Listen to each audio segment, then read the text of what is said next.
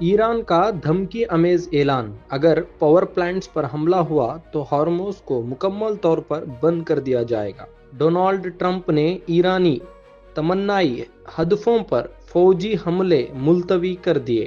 وزیر اعظم نریندر مودی نے پارلیمنٹ میں کہا کہ حکومت سہیلی اور سائبر سیکیورٹی سمیت تمام شعبوں پر توجہ دے رہی ہے اور ملک کو اس جنگ کے مستقبل کے اثرات کے لیے تیار رہنا ہوگا۔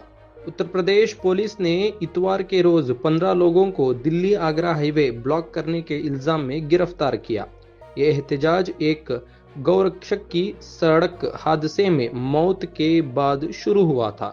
کرناٹکا کے داونگیرے ساؤتھ ضمنی انتخاب کے لیے کانگریس کے امیدوار سمرتھ ملکارجن نے اپنا نامینیشن داخل کر دیا ہے۔